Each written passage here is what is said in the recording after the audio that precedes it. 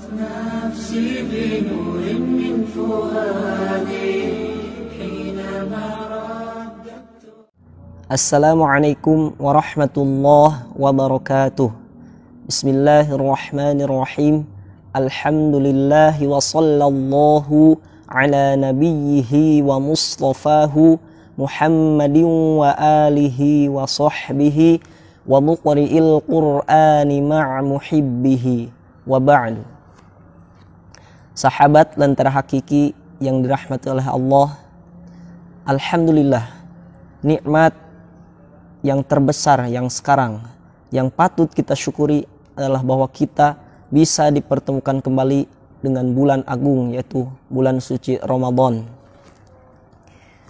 Salawat serta salam semoga senantiasa tetap tercurah limpahkan kepada junjungan kita, yakni baginda Nabi Muhammad SAW.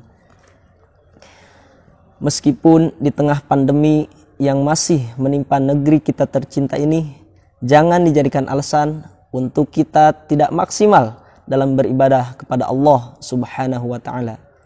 Karena sebagaimana kita ketahui bahwa pada bulan Ramadan semua pahala amal kita dilipat gandakan, ampunan Allah diluaskan, serta api neraka dijauhkan. Meskipun kita harus berdiam diri di rumah demi mencegah penularan penyakit virus ini adalah kesempatan, justru ini adalah kesempatan yang baik bagi kita untuk memperbanyak beribadah kepada Allah Subhanahu wa ta'ala, untuk memperbanyak bertaqarrub kepada Allah Subhanahu wa ta'ala, untuk memperbanyak berzikir. Dan salah satu zikir yang paling agung adalah dengan memperbanyak membaca Al-Quran. Apalagi sudah kita ketahui bahwa Al-Quran pertama kali diturunkan pada malam Lailatul Qadar, yang mana Allah menurunkan Al-Quran ke Baitul Izzah, lalu dari Baitul Izzah diturunkan secara berangsur-angsur kepada Rasulullah Sallallahu Alaihi Wasallam. Dan kewajiban kita terhadap Al-Quran yang pertama al-imanu bih, yang jelas kita harus beriman seluruhnya tanpa kecuali. Bahkan orang yang mengingkari satu ayat, bahkan satu huruf pun, ia bisa menjadi kafir. Yang kedua adalah at-tilawah, membacanya. Nah, ini adalah salah satu kewajiban kita juga, yaitu memperbanyak membaca Al-Quran. Apalagi ini bulan Ramadan. Satu huruf mengandung 10 kebaikan, bahkan bisa berlipat-lipat karena ini bulan suci Ramadan. Yang ketiga adalah at-tafsir atau at-tadabbur, memahami atau mentadaburi, menghayati. Yang keempat adalah at-tatbiq atau al-amal bih, yaitu mengamalkannya, mengamalkan apa yang ada di dalam Al-Quran. Yang kelima at-tabligh atau menyampaikan isi Al-Quran, mengajarkan Al-Quran, entah itu mengajarkan membaca ataupun mengajarkan isi dari Al-Quran tersebut. Dan yang terakhir adalah at-tahfidz, menghafalkannya. Yang akan menjadi titik fokus kita pada kesempatan kali ini adalah pada poin yang nomor 2, yaitu at-tahsin atau at-tilawah, membacanya. Nah, namun sebelumnya kita harus menguasai ilmu untuk membaca Al-Quran tersebut. Karena ilmu tersebut merupakan alat bagaimana seseorang bisa melakukan sesuatu. Misalkan bagaimana seseorang bisa mencangkul sawah tanpa sebuah cangkul. Nah, maka itu akan sulit. Begitupun dalam membaca Al-Quran, bagaimana seseorang bisa membaca Al-Quran tanpa sebuah ilmu untuk membacanya, ya. Dan ilmu tersebut adalah ilmu tajwid. Nah, dan insyaallah pada pembahasan kali ini setiap ba'da asar akan khusus membicarakan masalah ilmu tajwid. Nah, namun di hari pertama tanggal 1 Ramadan kali ini kita tidak akan langsung masuk ke materi pembahasan. Perlu saya sampaikan dulu urgensi daripada mempelajari ilmu tajwid, atau seberapa pentingnya daripada kita mempelajari ilmu tajwid. Urgensi yang pertama yaitu Quran surat Al-Muzammil ayat 4. warattilil qur'ana tartila. Inti dari ayat tersebut, bahwa para ulama menjelaskan bahwa kita diperintahkan untuk membaca Al-Quran itu secara tartil. Apa itu yang dimaksud dengan tartil? Apakah baca cepat, lambat, sedang, atau seperti apa?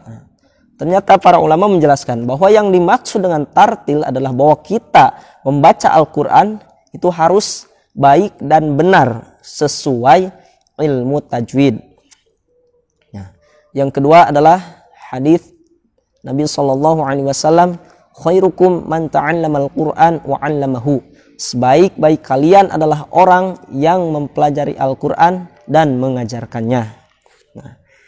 Urgensi yang ketiga, bahwa membaca Al-Quran dengan ilmu tajwid, menguasai ilmu tajwid, merupakan salah satu faktor yang membuat kita betah berlama-lama dengan Al-Quran.